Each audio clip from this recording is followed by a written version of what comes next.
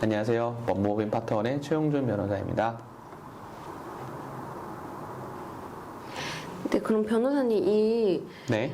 주식이나 가상화폐 투자 이런 부분에 대해서 서울해상법원이 이런 실무준칙을 제정한 그런 배경 같은 게 있을까요?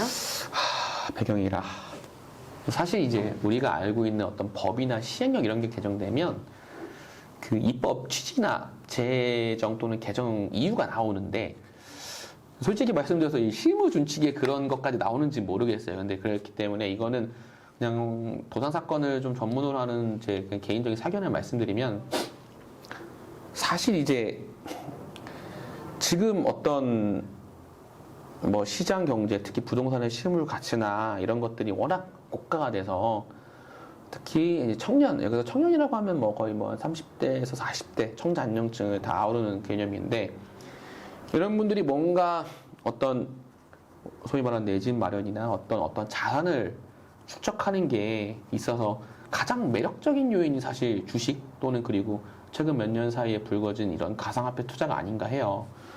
근데 사실 이게 결코 도박과 동일시할 수 없지만 그런 어떤 고위험의 리스크가 따르는 거예요. 근데 이제 청년층이 한번 잘 살아보겠다고 이제 주식 투자나 비트코인 투자가 많아지는데 그 실패로 인한 어떤 재산적 손해, 그걸로 인한 이제 부채, 채무 등을 너무 엄격하게 이제 어떤 기회에 엄격하게 통제해서 갱생의 기회를 부여하지 않는다고 하면 그게 과연 전체적으로 좀 바람직한 일인가? 어떤 순환적인 논리 측면에서 그런 관점에서 일단 서울해상법원이 먼저 조금 더 빠르게 경제적으로 이런 시류를 알고 좀 빠르게 경제적으로 회복할 수 있는 기회를 부여하고자 이런 뭐 실무준칙 408호 이런 걸 만든 게 아닌가 하는 생각이 들긴 합니다.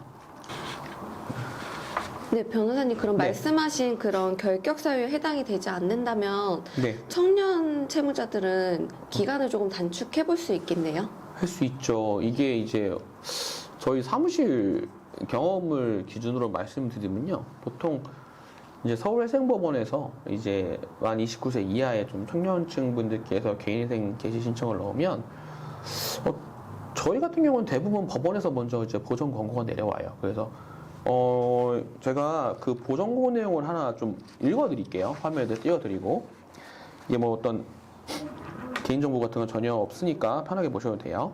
여기 보전 권고를 서울해상법원에서 작년에 내린 보전 권고나 보시면 그 29세 이하 청년 대상 신용교육 등이 실시되어 서울금융복지상담센터에서 청년 재무 기자비 상담을 받고 상담을 받은 사실을 확인할 수 있는 자료를 1개월 내에 제출하시기 바랍니다. 뭐 이런 식의 보정 또는 또 마찬가지로 이건 작년 말이에요. 상당히 최근인데 뭐라고 보정해 내렸냐면 그 신청인은 서울해상법원 실무준칙 제424호를 대상으로 최근 대출이 있는 점, 뭐 신용카드 사용 내용 및 뭐 여러 가지 사정 고려해서 변제기간 30개월의 변제기간을 제출하시기 바랍니다. 이런 보정을 내려요.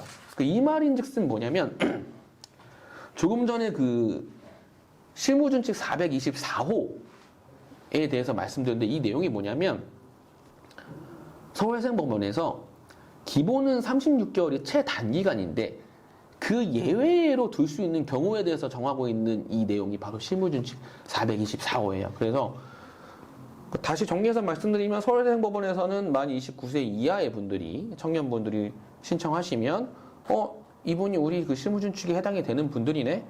그러면 변제기회가 줄일 여지가 있겠네 해서 먼저 선제적으로는 보정을 내립니다. 그러면 이 보정 권고에 따라서 이미 이수하시거나 결격 사유 같은 게 없으신 분들이라면 저희가 사실 이 변제기간을 한 번도 수정이나 보정하지 않고 인가하는 경우는 사실상 없어요. 그래서 저희가 법원의 명령에 따라 보정을 하는 와중에서 변제기간을 처음에 36개월 냈지만 그거를 뭐 한 24개월로 줄여서 내보고 뭐 28개월로 줄여서 내보고 30개월로도 줄여서 내봅니다. 그렇게 해가지고 실질적으로 이 변제기간을 단축하는 채무자분들께 그런 효과를 누릴 수 있게 됩니다.